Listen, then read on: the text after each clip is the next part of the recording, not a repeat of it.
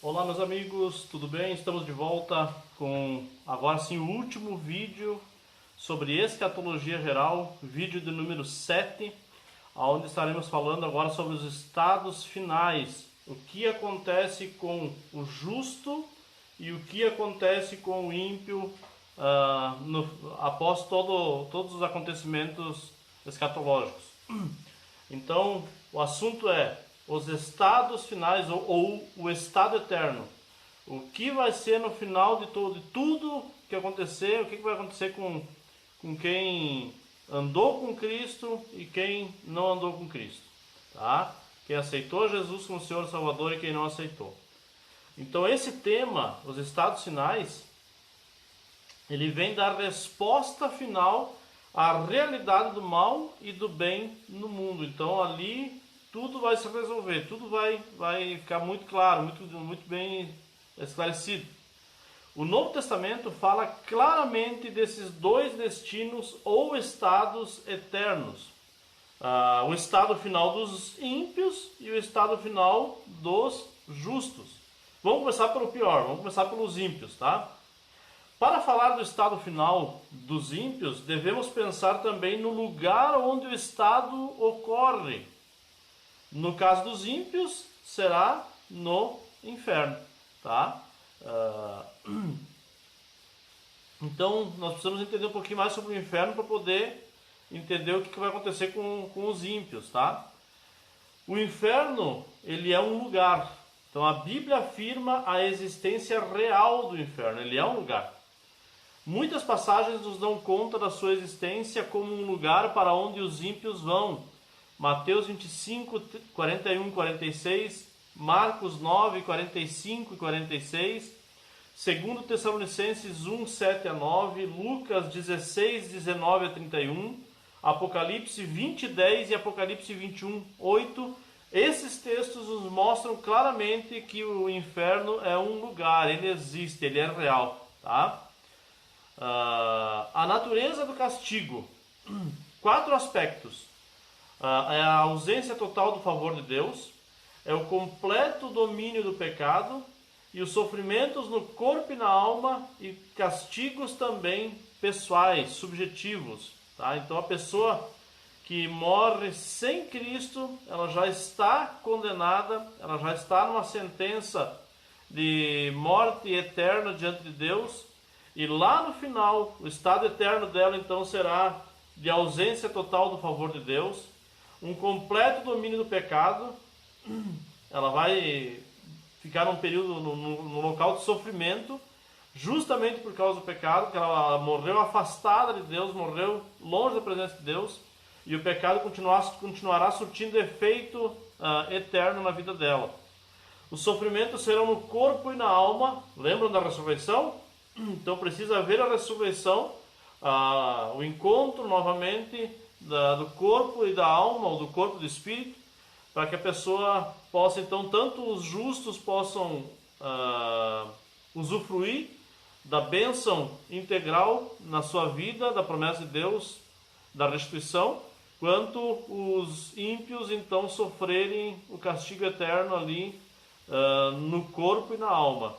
Os castigos são pessoais, a pessoa sabe aonde ela está, sabe por que está lá, sabe o que levou ela para lá, mas não vai poder fazer nada, tá?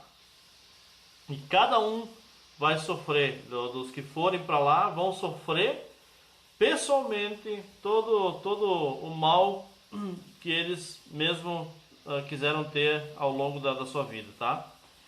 A duração desse castigo. Então a duração, a pessoa vai para o inferno, quanto tempo vai durar esse sofrimento lá? A Bíblia declara que a condenação é eterna, tá? É a morte eterna, no sentido separação eterna da presença de Deus. Então lá não tem mais fim. Os que morrem no pecado continuarão no estado de pecado e por isso estarão pecando continuamente. E assim, nesse estado de contínuo pecar, estarão sendo continuamente castigados. Então ela estará sofrendo por causa do pecado, tá? É a consequência. No inferno não há expiação. A expiação é substituição, tá? Então não haverá mais a morte de Jesus, no caso, para substituir a vida da pessoa ali, né? Os pecados. Então não haverá expiação, não haverá um sacrifício expiatório, um sacrifício de substituição de pecados, nem pelo sacrifício próprio e nem pelo de outros, tá? Então ninguém mais pode fazer mais nada para a pessoa, tá? Não tem como fazer mais nada. Ela foi para lá porque ela quis, ela decidiu em vida não seguir mais, não seguir a Cristo, e então agora no estado eterno está definido, está sentenciado e vai ser eterno tudo isso. E os salvos? O estado final dos salvos, da mesma forma que para falar do estado final dos ímpios precisamos falar do inferno, para falarmos dos salvos precisamos falar do céu. A palavra céu tem 3 sentidos, pelo menos na Bíblia. Ela é parte do universo, né? Isso está lá em Gênesis 1, versículos 1, 17 e 20. Ela é a atmosfera, o firmamento onde o sol, a lua e as estrelas estão. Ela pode também significar sinônimo de Deus, Lucas 15, 18. Ela também significa na Bíblia a habitação de Deus, Deuteronômio 26, 15, Salmo 2, versículo 4, Mateus 6, 9, João 3, 13 e Atos 1, 11. Portanto, céu é a habitação de Deus, céu é onde Deus está, tá? Só que esse assunto é tão complexo, a ideia de céu, ela vai tão além da nossa capacidade de entendimento, que ela foge totalmente à realidade perceptível pela razão ou pela experiência humana. Exemplo, 1 Coríntios 2,9, ele fala lá que jamais se ouviu ou se viu falar e jamais chegou ao coração do homem o que Deus tem preparado para nós. Então, a questão céu, por mais que a Bíblia use figura de linguagem, a gente não tem como imaginar como é que vai ser isso, tá? Por isso, então, que a Bíblia usa imagens para comunicar a ideia do céu. A Bíblia fala, quando se refere ao céu, ela usa, às vezes, a palavra tabernáculo, às vezes ela usa pátria, cidade, jardim, né? Porque foge ao nosso entendimento. A ideia de céu, o que Deus tem preparado para nós é tão esplendoroso, tão maravilhoso, que a gente não consegue, a nossa finitude humana não consegue mensurar, não consegue definir, imaginar o que é o céu, né? Onde a gente vai estar habitando com Deus. Então a Bíblia usa várias linguagens, vários símbolos para se referir ao céu. O céu também é como uma nova criação. A Bíblia fala da habitação final do povo de Deus em termos de um novo céu e uma nova terra, tá?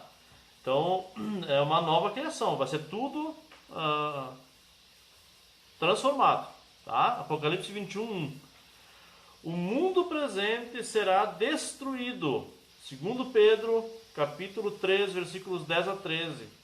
Ou transformado, liberto, Atos 3, 21, Romanos 8, 19 e 21, para dar lugar à morada dos salvos. Então Jesus lá em João 14, ele diz, eu vou preparar os lugares, se não fosse assim eu não vos teria dito. Na casa do meu pai há muitas moradas. Então, o céu, onde nós vamos estar junto com Deus, por isso eu digo, não pode ser mensurado, não temos como imaginar como é isso aí. A Bíblia traça alguns parâmetros ali, mas não dá uma definição mais profunda, então não há como saber. Também nós sabemos pela Bíblia que o céu será um lugar de bem-aventurança. Então, alguns pontos a respeito do estado final dos salvos na nova criação. Será um completo livramento do pecado. Então o estado eterno para os salvos será um completo livramento do pecado, ou seja, haverá santidade completa. Hoje a gente luta, né, contra a carne, a gente faz todo o esforço, paga o preço, tenta fazer a carne morrer, para deixar o Espírito nos conduzir. E às vezes a gente vence e às vezes a gente erra, falha. Então lá no estado eterno nós estaremos numa santidade completa, seremos semelhantes a Cristo. 1 de João, capítulo 3, versículo 2 e também Romanos 8, 29. Também lá será um lugar de comunhão irrestrita com Deus. Apocalipse 22, 4. Ou seja, não haverá casamento e nem se darão em casamento. Marcos 12, 25. Também lá no estado eterno dos salvos, haverá uma isenção do mal. A ordem eterna será de isenção da natureza má, tal como a tristeza, a doença e a morte. Isaías 25:8, Apocalipse 7:17 e 21:4. A completa vitória sobre o pecado resulta numa completa transcendência, aquilo que ultrapassa, vai além, sobre todas as outras formas do mal. Não haverá mais maldição. Também lá no céu, ou lá no estado eterno, estaremos no serviço contínuo a Deus. Nós serviremos a Deus continuamente. Apocalipse 22:3. Não sabemos de que forma serviremos, mas com certeza o louvor e a adoração serão tributados para sempre a todos. Apocalipse 5:9, 12:10 e 14:3. Lá no estado eterno também dos salvos, haverá um desenvolvimento constante, ou seja, o estado de perfeição não resulta em que não haja crescimento. Paulo declara que haverá mudança no método e caráter do nosso conhecimento. 1 Coríntios 13, 9 a 12. Tá? Então, lá no estado eterno, os salvos continuarão em desenvolvimento constante. Tá? Desenvolvimento constante. Então, queridos, isso aqui é o estado eterno, tá? O que acontecerá depois de todos os eventos aí, né? O destino de dois grupos, o destino dos ímpios e o destino dos salvos. Os ímpios irão para um local separado da presença de Deus eterno, estarão sofrendo lá por causa justamente do pecado, né? Das consequências do pecado. E os justos, então, os salvos, eles irão para a presença de Deus, né? Que a Bíblia chama de céu, um novo céu, uma nova terra, chama de paraíso, jardim, cidade. E lá, então, haverá restituição, lá, então, não haverá mais sofrimento, não haverá mais pranto, nem choro, nem dor, né? Nós seremos restituídos de todas as dificuldades, de todos os sofrimentos. Venceremos o pecado de uma vez por todas. Ele não gerará mais a morte na nossa vida, porque a morte será o último inimigo a ser vencido. E leia, assista este vídeo várias vezes para você poder pegar bem o conteúdo. E claro, como eu tenho falado em todos os vídeos, o assunto é panorâmico. Mais adiante nós vamos nos aprofundar mais, nós vamos entrar mais a fundo em cada um desses assuntos. Mas isso é lá adiante, tá? Agora, a minha ideia é passar algo mais panorâmico para que você possa se situar. Então, que essa palavra possa abençoar a tua vida, você possa crescer. Nos ajude compartilhando, nos ajude se inscrevendo no canal, nos ajude aí deixando seu like, porque o sistema, a plataforma do YouTube, toda vez que alguém dá like, alguém se inscreve, alguém compartilha, o sistema ele entende que o vídeo está valendo a pena, então ele acaba notificando e passando para outras pessoas, compartilhando com outras pessoas também. Então nos ajude, faça o canal crescer aí para que mais pessoas possam ouvir o Evangelho e conhecer mais sobre a Palavra de Deus. Até a próxima!